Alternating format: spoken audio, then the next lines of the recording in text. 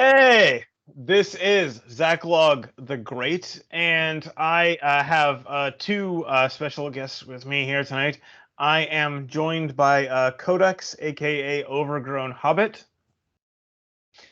and we are also joined by Quizzer. Hello. Who are actually the two parts behind the webcomic Vegfolk Fables, which you can find among other places on Arctoons. And I will include a link in the description. I did want to say we are getting together tonight to talk about Robert W. Service's poem, The Quest. And before we get to that, I wanted to let you guys tell people, let one or both of you tell people a little bit about the comic, and then we will proceed. You say, Quizzer. I was going to ask you to. Okay. Of course. Okay, I'll do it if you'd like. Okay. All right, I'm Quizzer. I'm the writer of Vegfolk Fables. This is my wife and illustrator, Codex, and you can find us at archaven.com. We publish a new comic every Tuesday, Thursday, and Saturday. They're all basically 4 frames. They tell a story. I think we're on episode 160 something. So if you go 167, I think. If you go to Archaven, you can actually read it from the beginning and like binge it up to that point. So, and thanks for having us, Sacklog. Okay. And as I said, I will include the link in the show description. I actually I had read a few of them before, and actually this afternoon I just decided to finish and go through the whole thing. So I am current on the show. If on the comic, not show. But if I may reveal a little something, it has a character I would call not Doctor Who. Although it doesn't have much of him just yet, but he is there. Anyway, also sorry? Oh, you keep muting out. No, I'm saying actually the not Doctor Who character is from Oz. Okay. He's a very obscure character. Only like total Oz buffs will get him. Trivia character. I read several of those books from the public library when I was a kid. I kind of feel like I should go back and reread them. But I did read more than just the first one. So it's possible I met him there. But it has been a long time. I should look those up and reread them, or at least one, and see if it's worth. What was I do remember? Well, anyway. Speaking of links in the show description, if you like my work, if you would like to support what I do, you can go to subscribestar.com/zachlog-the-great and sign up to support the show. And also, you will, in addition to keeping me going, you will get an exclusive monthly, once a month video. So anyway, having said that, Quizzer has volunteered to read the poem for us tonight. So let me get that up on our screen as soon as I remember how to navigate this, because I've only done this like 100 times. And anyway, here we go. Okay, let me know when you guys see that. That looks like the one I have. Okay, go for it. All right, I hope everybody's ready. I got my airline sick bag right here next to me. I sought him on the purple seas. I sought him on the peaks of flame. Amid the gloom of giant trees and canyons lone, I called his name. The wasted ways of earth I trod. In vain, I found not God. I sought him in the hives of men, the cities grand, the hamlets gray, the temples old beyond my ken, the tabernacles of today. All life that is from cloud to clod, I sought, alas, I found not God. Then after roamings far and wide, in streets and seas and deserts wild, I came to stand at last beside the deathbed of my little child. Lo, as I bent beneath the rod, I raised my eyes, and there was God. Okay. Stop sharing. I had a guest on one time, and I accidentally mixed up the stop sharing and stop recording button. And I didn't realize it until like half an hour later when I put it back on. That was not fun. Dope. Anyway. Oops. Yeah. But I did not make that mistake this time. Codex, would you like to start off with your initial thoughts here? I thought it was interesting in the meter. I love the fact that Mr. Service writes in lyric style. It's the kind of poem that's easy to memorize. It's vivid. I wasn't as thrilled with the idea that the only place you'd find God is at the deathbed of your kid, though it does have some theological truth to it. So I've got to give him that. I don't know. I find it hard to believe that someone who sought God that hard would not actually find him. I think it's more like he's kidding himself. Well, and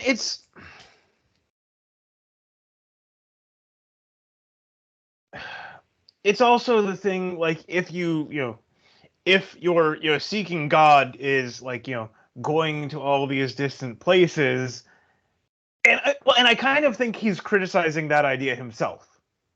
I kind of think what he's getting at here is, or part of what he's getting at here is, like, you're not going to find God in these grand adventures, and you don't have to go to the ends of the earth. That's not where the things that matter lie. So I kind of think he agrees with you on that. So the be still and know that I am God idea, that if you're looking for God in temporal things, you won't find him. But then when you're touching eternity, that is, your child is dying, then suddenly you're able to perceive the other real eternity that's all around you. So yeah, okay, that's a fair cop. So Quizzer, how about you? What did you want to start off with? Normally, I try to take the work by itself and leave any details about the author of it out. In this case, though, to really understand this, we actually need to talk about Robert Service's life. So Codex and I did some research, and I guess together we can give a little bit of background. I don't know, even if you've done research, your audience hasn't probably. Honestly, my primary preparation for these is before I record them, I memorize the poem myself, which like, you find things if you spend that much time with it, you'll start to find a lot of things that you didn't see at first. But I don't usually do a lot of research of that kind for the talks. So yeah, go ahead. Okay, so in his early life, he was born in what, 1880 something, Codex? Yeah, he's late Victorian when he was born, lived his life in the turn of the century. All right, he's Scottish. His first job was as a banker. We're not going to hold that against him, though. In the early 1900s, well, no, he moved to Canada in the early 1900s, and he was a banker again, somewhere on Vancouver Island, I believe. By the time the gold rush hit the Yukon, he got a real yearning for adventure, so he decided to move there. Now, keep in mind the Mounties of Canada would not let you go into the Yukon Gold Rush area because so many people were starving to death. You actually had to go up a very steep trail. Codex and I actually toured it one time when we were in Alaska. You had to bring a year's worth of supplies. Most of the miners were very unequipped. They didn't have mules. They didn't have carts. Many of them would take 4 or 5 trips up into the pass to drop their supplies off at the top and then come back down and get them. So you had to be kind of a hardy breed. Let's just say there were no women in the Yukon. So he was there. And an editor, because he had written a book by this point, an editor suggested that the men could be entertained by verse of various kinds. It's an untapped vein, and you could really tap it. But that's because they hadn't invented any modern forms of entertainment that are actually good. So he got to go into bars with very drunken minors and read his poems to them, and they loved them because, let's face it, that's the easiest audience in the world. The only way it would have been easier is if he would have been wearing a skirt, in the 1910 sense, not the current year sense. Codex, you want to fill in from there? Well, one of the fun things is that I know Quizzer thinks it's a tough audience, but keep in mind there's no TV, there's no internet, there's not a lot of books, there's no dancing girls. So there might be a hard crowd that if you make them angry, it might get really unpleasant for you. On the other hand, they're drunk and they're looking to be entertained. And he did. Vivid language. He told them stories about things that they cared about things that were spooky and wild and adventurous, kind of like Pulp Fiction in verse, and poems that you could sing to. If somebody was drumming out a beat, if they had a musical instrument to play, you could kind of half sing, half chant them. Easy to remember. So if you liked them, you could remember them and say them to yourself when you're out there with nothing but you and maybe your sled dogs and your pickaxe and your supplies out in the wilderness, and you can say those words over and over to yourself because they're easy to remember. When you rhyme with strong rhymes, good rhythm, and vivid imagery. Reminds me a lot of Kipling. One thing quick, by the way, you mentioned, this is like, if Pulp Fiction were done as poetry. I have actually done Pulp Fiction as poetry. I have done a few of those on this channel. Robert Howard wrote a decent amount of poetry, including I think there are only 3 of these, including 3 centering around Solomon Kane. And so it is literally Pulp Fiction in verse form, and it's it's not they're probably not going to talk about it in a literature class, but it's well done. So and another thing you were saying, talking about like entertainment for just regular working guys. There's actually a couple. Who else? There's Edgar Guest or Edward Guest. I think it's Edgar. I think it's Edgar Guest. Yeah, and someone Cook. I memorized their poems. I did them on this channel. I should remember the name. Edmund Vance Cook. There it is. Anyway, Edgar Guest, Edmund Vance Cook, and Robert W. Service. Like there's they wrote some of it's not great poetry in the sense, not that it's badly done, but that there's like really good poetry has some amount of complexity in it. Like and some of those, like you can read it a couple of times and you've got the idea. But they were writing poetry just basically for regular, ordinary people, regular working class people. And that's something that's not really out there today. And I kind of think that's a problem. I kind of feel like we're missing something today, and I do what I do, but I don't think I'm really fixing that. Anyway. The internet has changed that a little bit. My mother-in-law has a poem on her wall that is not written by a famous poet. I've never heard of the person. I think it's simply one of those poems that pops up. It's something about roses and death and remembering a loved one in a cemetery where beautiful roses are blooming. Very simple, very straightforward. Meter's not that great. Imagery is basic. Word vocabulary is good, but the sentiment it expresses is heartfelt, and it's a poem for anyone who's experienced the loss of a loved one. It's the kind of thing that used to be in Reader's Digest, and now people find it on the internet, they share it on Facebook. The standard of writing isn't that high, but that's because the institutions co-opt everybody who has any kind of training and teaches them. It's beneath them. Yeah, it's well, and as I've mentioned a few times on this, like how poetry is taught in schools today is makes me angry. Honestly, it's so bad. Or actually, you know what? Wait.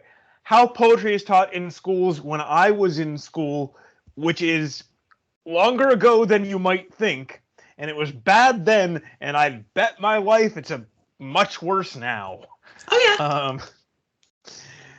I think you're both giving. Anyway, I think you're both giving way too much credit to the audience of his day, and if you'll permit me, I'm going to take us to Dawson City, to the downtown hotel, which Codex and I have walked past, and to this day, you can order a cocktail and order the miner's toe to adorn it, which is a frostbitten toe from somebody that they plop into the drink, and the only deal is that it has to touch your lips.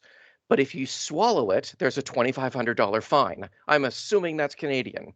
3 toes have been lost since the gold rush days. That's the kind of people that we are talking about appreciating this poetry.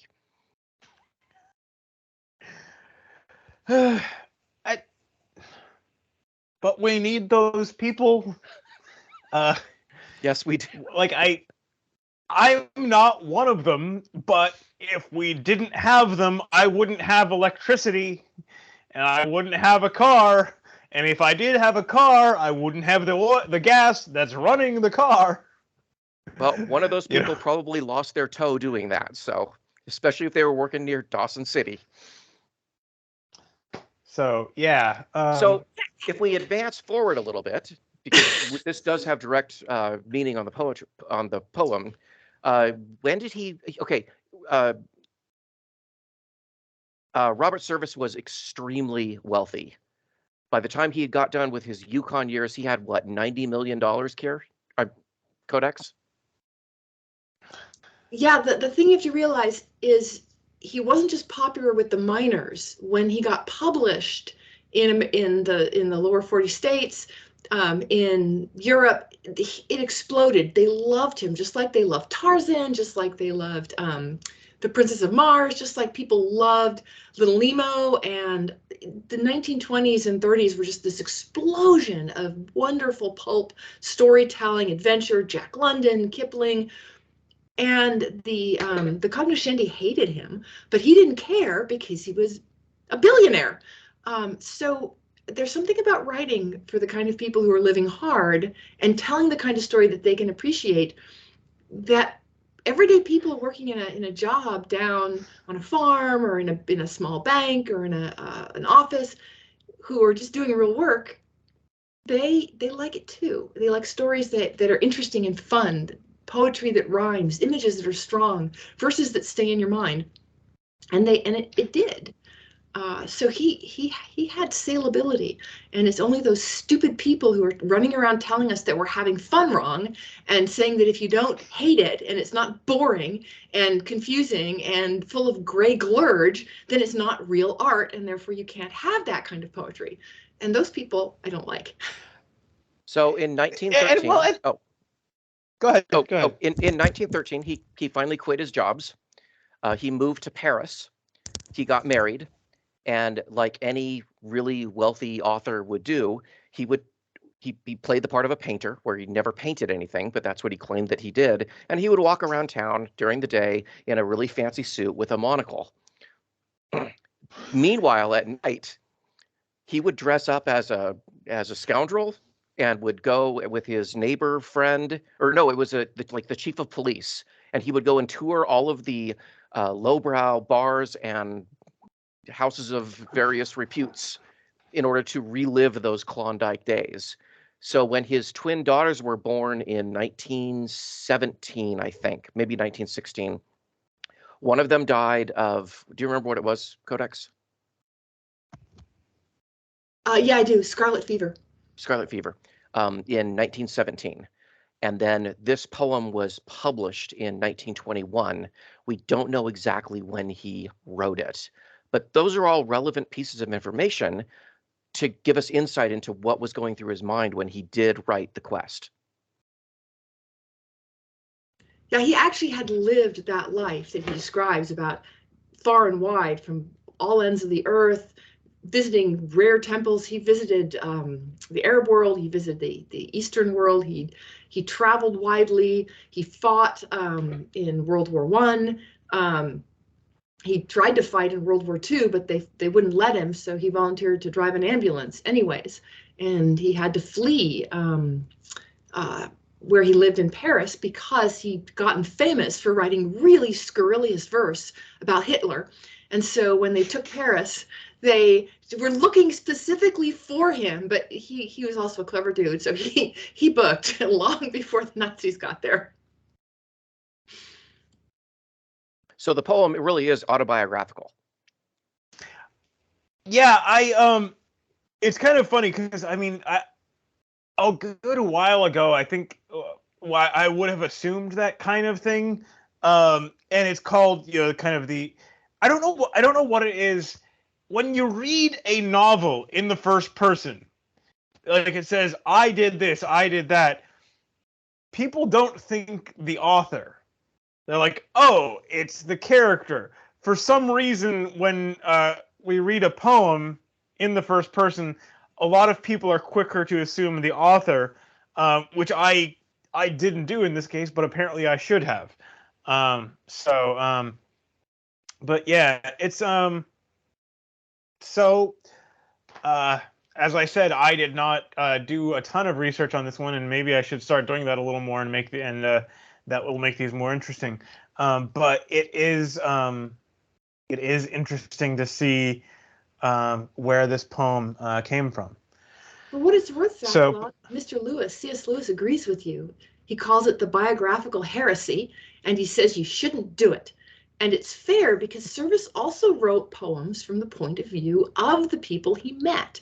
The Quest is in one of the Bohemian poetry books, which he did kind of create, slumming around Paris. And so he might not have been writing informed by his experience, but from the viewpoint of the character that he was portraying in the books of poetry, of collected verse, because he did do that. So you actually make a very fair point that it's fun to know these things, but it doesn't always apply. But one thing I find fascinating about this poem, by the way, it was 90 million he was worth at his death. Okay. Yeah. In their dollars or ours? In their dollars. So okay, translate. So what year was that? That was around 1915 and 1920, I believe. Okay. He died in the 60s, I think, early 60s. He died in 1958.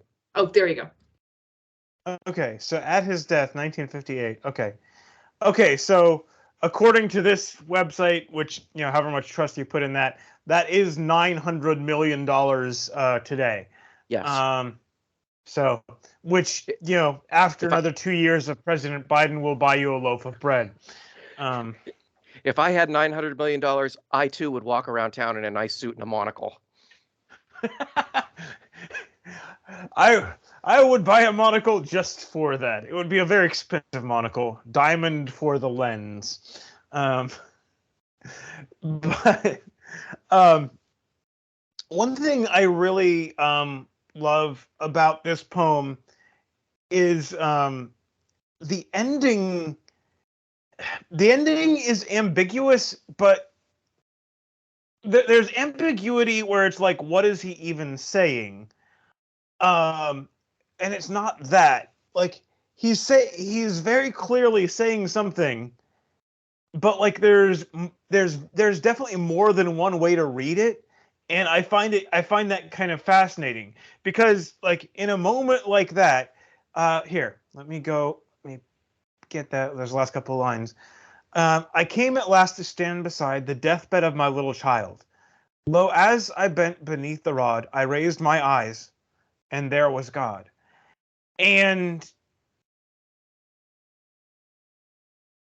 what there's like, definitely more than one way you can read that, and there's and one of them is like in this moment of pain, in this moment of this isn't how the world is supposed to work. I reached out, and finally, God, reached down and touched me, and I was not, despite what had just happened, I was not alone. The other thing, and it makes with what's there, it makes equally as much sense, is this horrible thing. This is what God is, and I hate him, and I want nothing to do with him.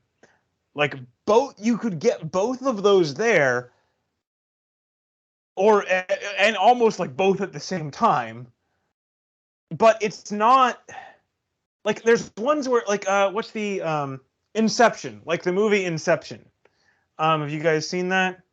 I have. And multiple times. And at the end of it, like there's that top spinning, and he walks away, and you just kind of watch the top, and it's like, well, what really happened? And it's like no.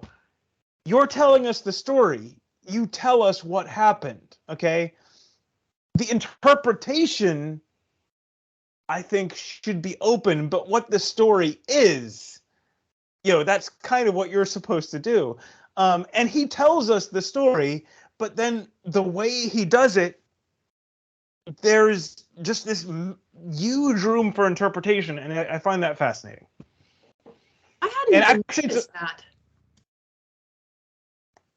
I was just going to say, I hadn't even noticed that he's searching for God in all of these wonderful places, all of these cool and interesting places, everywhere in the good things of life. God's not there, but then again, finally, he sees horror, I guess the ultimate horror for a parent, and yep, God is there. So yeah, that's one of those weird people who equate Satan with God, or God with Satan, that kind of thing.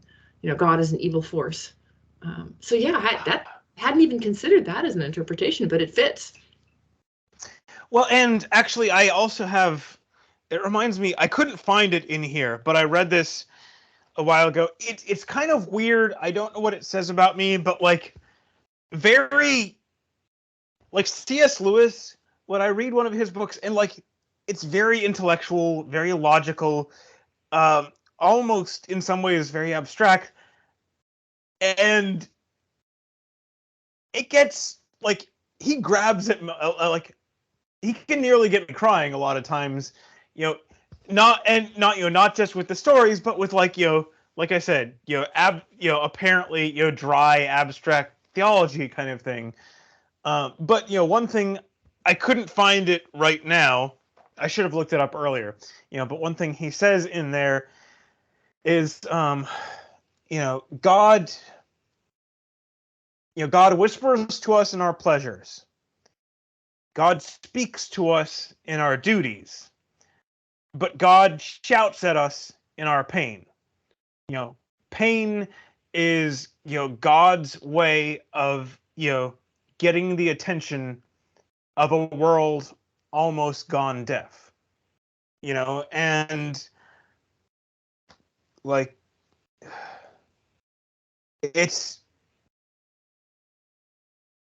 we and Service apparently by this time had all this money. By worldly success terms, he was doing pretty well. Then something happens that money can't do a damned thing about. And if you take the positive interpretation, this I was missing something. I got to get this sorted out.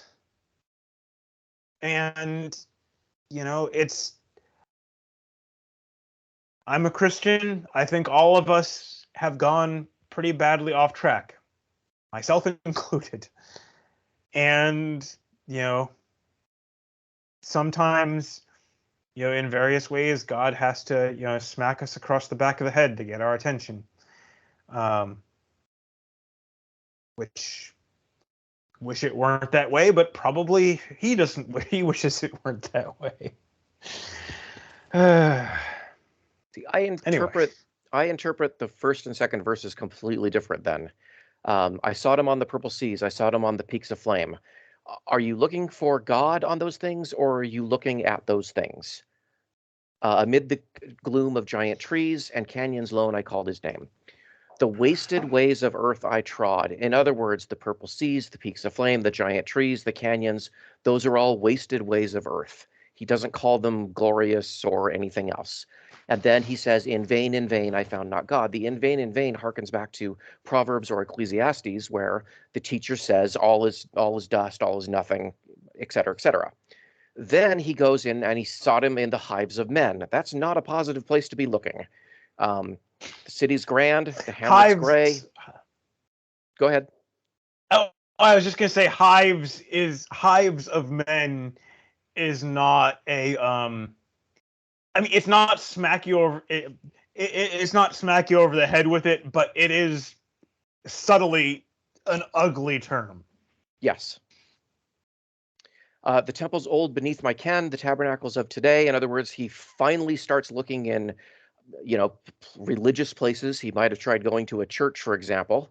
All life that is from cloud to clod I sought, alas, I found not God.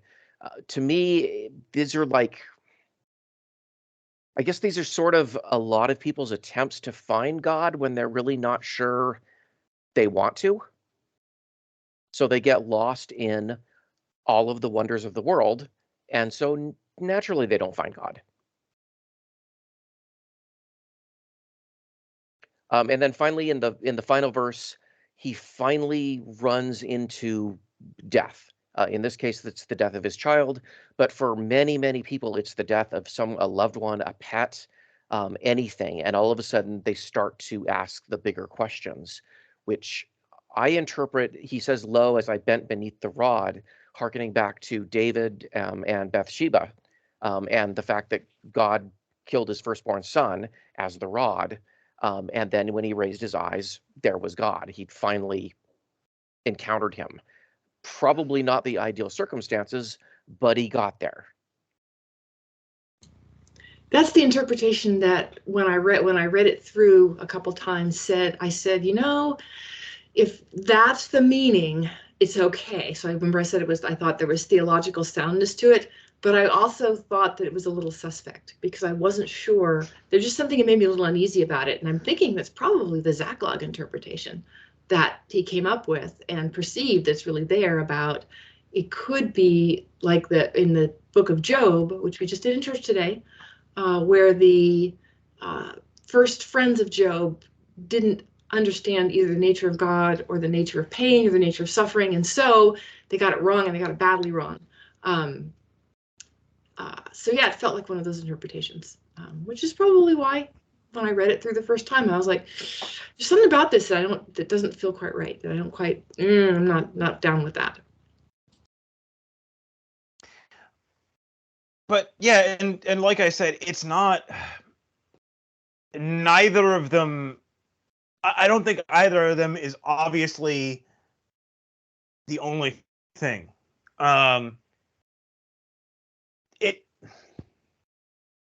Like, you could have another verse where he says, you know, what he thinks of God because of this. I think and like from a theological point of view, that might be great. From an artistic point of view, I think he would do great damage to what he already did here, because I think that moment of Well, I think it forces you to face it yourself. I think it forces you to see, because if he told you, and this is how I felt because of that, then you're watching someone else.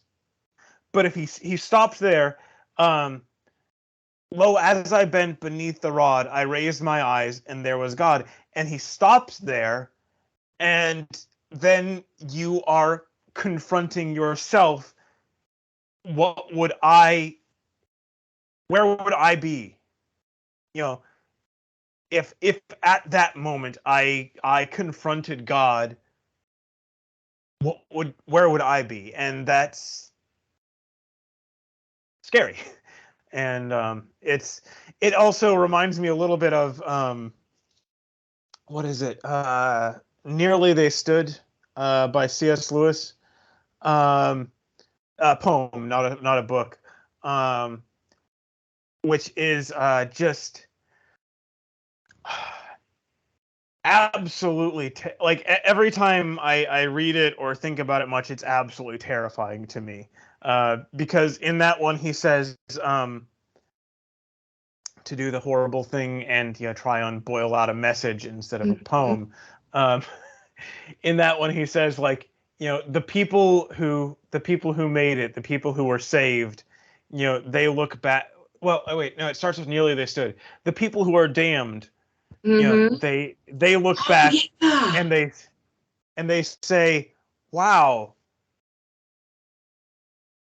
if I had done that one thing differently, I was so close.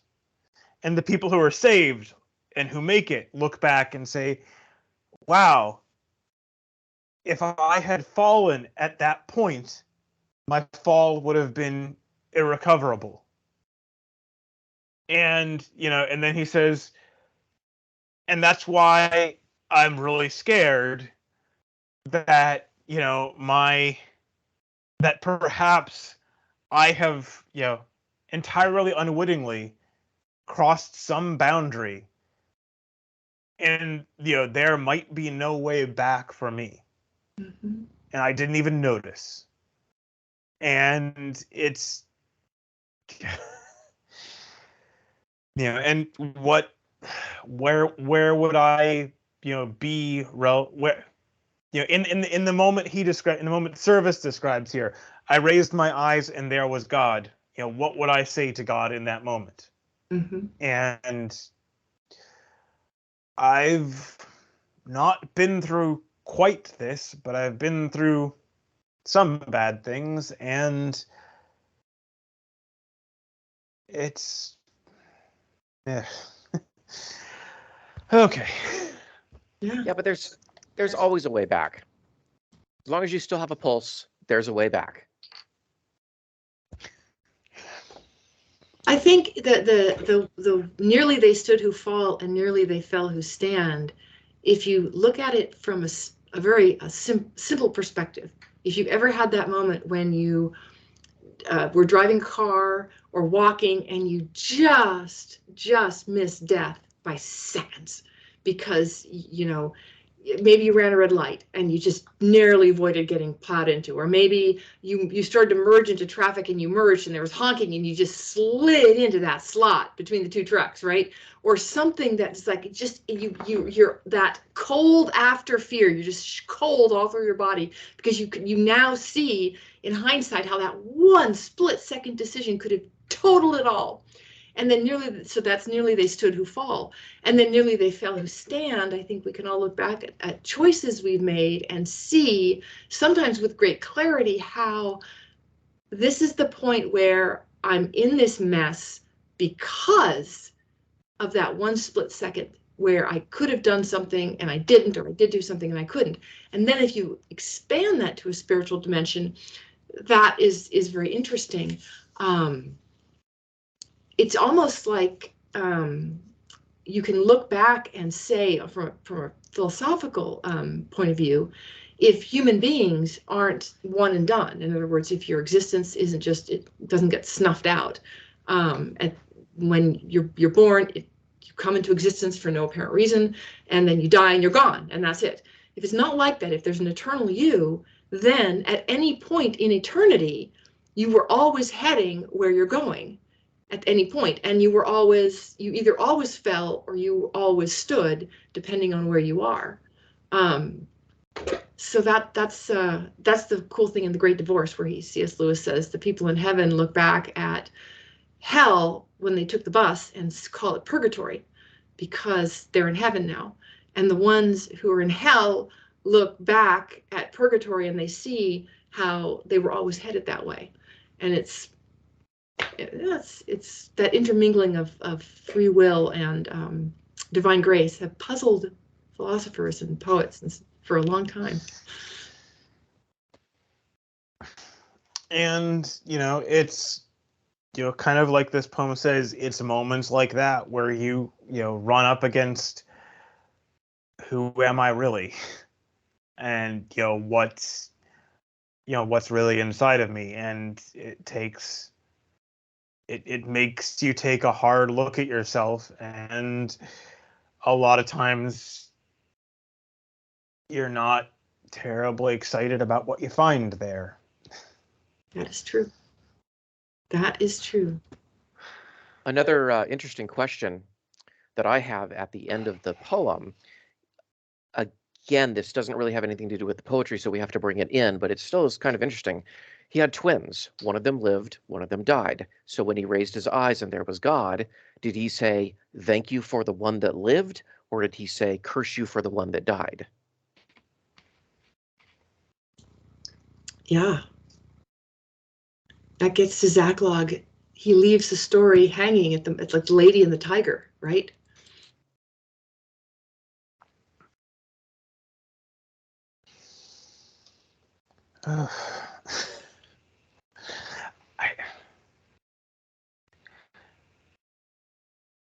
I feel like I'm frustrated because I feel like I have a lot more to say, but like I feel like I would have to like stop and like resume this call in 2 more days to really get it, because I feel like I would have to think through a lot of what we've already said, and this is not that's not my habit, at least, of stopping and resuming these talks in another 2 days.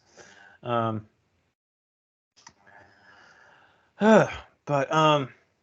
let's see. Let me take a look at this again and see whether. I also think to go back to the text of the poem itself.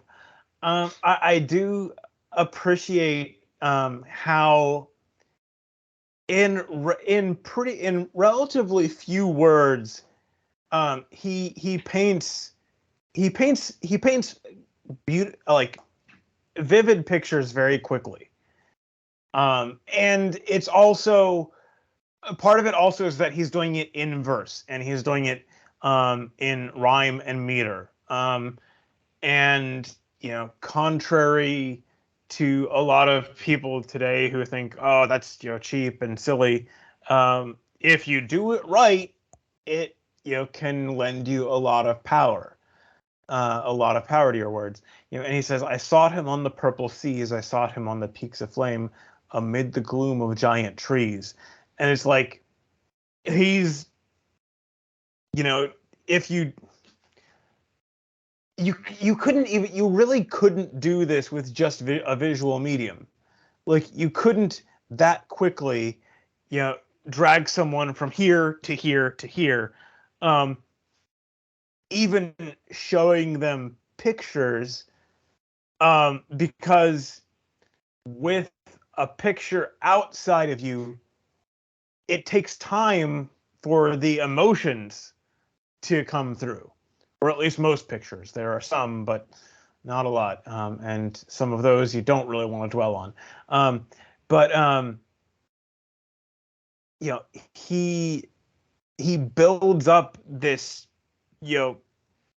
this kind of panorama, the entire world he has traveled, so quickly and thoroughly, and it's pretty impressive. If we're going to talk the structure of the poem, something you brought up earlier about the importance of the non-biographical heresy and accepting that when a poet begins with I, it might be doing something different than what we imagine. That it's not like a biography where a person is just saying, well, I did this and I did that, which got me to thinking about the antique poets who also used rhyme and meter and what we would call cliche, like Rosy Finger Dawn, for example, to help people remember and help give the words resonance, because people had heard them so many different ways and so many different times, and so they carried with them a freight of meaning more than the words themselves could hold. And all of this is true in the antique days.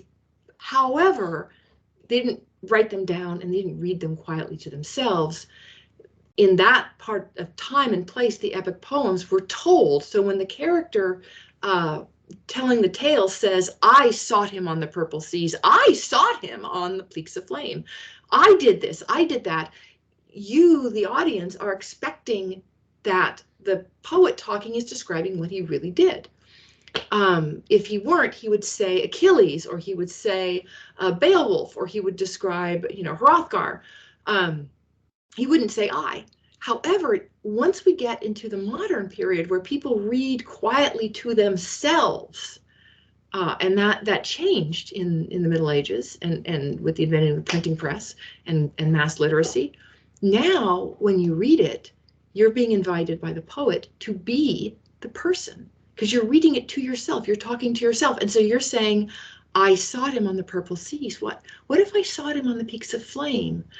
What if I sought him? And then in some way you internalize it and it becomes your story as well as the story the poet is telling you, which is not something that happened in the pre-literate world, even though it uses the antique tropes of meter and rhythm and cliched phrases like purple seas or wine dark seas would have been from the Aeneid, or not Aeneid, the Iliad.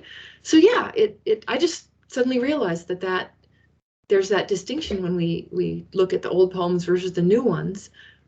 We have to take into account the fact that the person listening to the poem isn't necessarily listening to it. They're reading it to themselves. I actually remember, I think someone referenced this from Constantine, although I didn't get it directly from him, but like he was talking about like, some other, scholar or, theologian, and he was both impressed and confused because the guy was like in the library and like, was reading, some text, but he wasn't saying anything. And it's like, this had like the idea of reading and it just being, narrated in your head had not developed yet. And it's interesting to see, those kind, like, it's something so obvious to us, but at some point that was not a thing at all, and that's kind of fascinating. It makes the open-ended question at the end of the poem, although in the copy I picked up, it lists Robert Service the Quest fragment. So whoever collected the copy I found seems to think it's an unfinished poem. I don't know that it is, because it was published in one of his poetry collections. But it does mean that since that internal perspective means that it makes it easier for you to ask the question that you said at the end of the poem. Is this a good God? Do I react in gratitude? Do I react in despair, in anger? And then afterward, now, what do you think the poem or the reader will seek him in the purple seas and in the cities and the hives of men and all these places? And now that God has been revealed to him, now he will see him there as well, or not. I mean, there is, like you said, it's very open-ended what the seeker necessarily will find. Well, and it's not exactly the same thing, but it reminds me a little bit of I can never remember which was Elijah and which was Elisha. It was one of those two, and the names are too close, but to separate. But for me to separate. But one of them, was, hiding out, and, God came to God, said, come out, I'm going to talk to you. And he said, and then there was, this great whirlwind passed by, and God was not in the whirlwind. And then, a great fire, roared over the mountainside. I might have the details incorrect, but I have the general picture. And there's this great fire that roared across the mountainside, and God was not in the fire. And then, came to me this, still small voice. And that was where God spoke to me. And it's like, if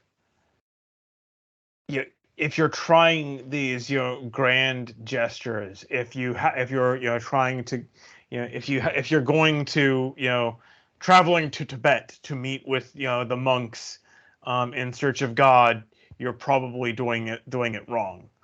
And to reference the other person I talk about all the time, in these talks at least, Chesterton said, like, you're much more likely to, or said something effective. You're much more likely to to learn something about God talking to the person next door, which is why he said love your neighbor, and he also said love your enemy, and the two of them are very often the same person. So anyway, I think I had a point there. I don't know if I got it across. I was trying to find it because it's blank verse, so it's very hard to remember. But the open-ended aspect of the quest reminded me of an old poem I learned as a kid, but it doesn't stick in your brain because, of course, it's blank verse, so it's very hard to remember. But it's by Stephen Crane, the Red Badge of Courage guy. So it probably would have been familiar to both Kipling and Robert Service, because, of course, this was a young man and a poet and a storyteller writing in the 1860s, and he was super famous at the time. He wrote, "The wayfarer, perceiving the pathway to truth, was struck with astonishment. It was thickly overgrown with weeds. 'Ha!' he said, 'I see that none has passed here in a long time.' Later he saw that each weed was a singular knife. 'Well,' he mumbled at last, 'doubtless there are other roads.'" One of my favorites. So yeah, and the other roads, like for Mr. Service, the road was the death of a child. So a singular knife is a good way to describe that. Well, and it's what was another thing from C.S. Lewis? I don't know. It might be a problem of pain, but he said, something effective. God. If you look at what God's trying to do, if you look at where we're starting and what He is trying to get us to, and that learning through our pain is unfortunately one of the best tools He has, then like it's the question is not a sensible question is not why do good people suffer, or why do bad things happen to good people. The question is a much more sensible question is, why are there some people who seem to have so little? It's kind of startling. And Yes. but, at the same time, it's also something that's hard to assess from outside, because in other people's lives, it's very easy to miss rather important details. Probably relatively early into learning about him, you could find out that Robert Service was very wealthy and and a world traveling celebrity. It probably takes a bit of digging to find out that one of his daughters died very young. And if you don't see those things, then you don't really get the full picture. Or the challenges he took as he ran. Well, yeah, and it's it wasn't an easy, like he ended up with quite a bit of worldly success. It wasn't just dropped in his lap. No. And it's the I think the Willie Nelson quote is like, what does it feel like being an overnight success? And he's like, well, after 20 years of playing and barely making rent money behind chicken wire in honky tonk bars, it's pretty nice being an overnight success. Yeah. So that is true. Yeah. I'm sure the early banking helped. I don't know about that, and I like Robert Service, and so I'm not going to look any further. I'm not going to look a lot further into that. That's funny. But here's C.S. Lewisism, if you like, and I don't think it's from the problem of pain. I think it's possibly from mere Christianity. He talks about people looking for God, or like people sometimes can be people who are looking for the sun. And the sun illuminates everything. So you look around at the grass, you look at the trees, you look at your friend's face, you look at all these things that you cannot see without the sun. So in one respect, if you have an abstract kind of metaphysical mind, you can extrapolate back, like Plato's shadows on the cave wall, back to the thing that's causing you to see these things. But you're not going to find the sun there. You're just going to find the things the sun illuminates. So if you take that idea in this poem, God is illuminating. His presence is visible if you already know that he's there, in the seas, in the flaming peaks, in the clods of earth, in the clouds above, in the streets, the seas, the deserts. However, the one place where you look at the face of God, the death of a child, extreme suffering, pain that will never go away. That's the interesting part of the poem to me. Why is the death of a child, the sun, if you will, that's in other words, you're suddenly turning away from the thing the sun illuminates and toward the sun itself when you are at the deathbed of your child. That's another question that Service raises for the reader. Why does it work that way? Well, except at sunrise and sunset, also you don't want to look at the sun, and you try to do it too long and it's gonna hurt. True. True. So that's the other thing with that. Well, I feel like I've said most of what I wanted to say about this, or at least most of what I can formulate right now without another 2 days of processing. Quizzer, how about you? Any last thoughts you wanted to put in here? I've been thinking about the time that this was released is 1921. He's in Paris. I'm not sure this ever made it big in the United States, but at the time Prohibition is going on, I don't see people discussing this as deeply as we have done here tonight, especially when you hearken back to the miners of the Yukon and the shots of whiskey. But I could be wrong. Codex. I've got a final question for Quizzer. Okay, Quizzer, when you first read this poem, you were like, gag a maggot. This is ugh. I have to have my airsick bag with me when I read it. Has the discussion changed your mind even a little bit about the poem? The one thing that it has changed is that I do appreciate the picture that he paints in so few words. As the writer of a cartoon, I have to be able to do that, and he does that aspect very, very well. Otherwise, the death of the daughter feels kind of like that moment in Rudolph the Red-Nosed Reindeer from the 60s, where Yukon Cornelius and the Bumble go over the cliff, and Burlive says, well, they're all very upset at the loss of their friend, and everything just keeps going as though nothing happened.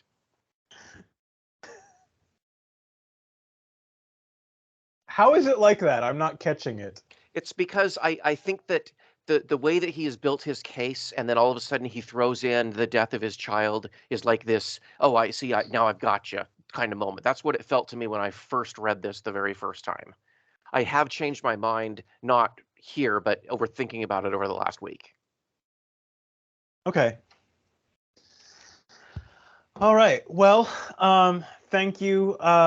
Thank you both again for joining me. And to our audience, thank you for sticking with us this far. Be sure to check out the Vegfolk Fables comic on Arctoons. And good night, and God be with you. God bless. Bye bye, all.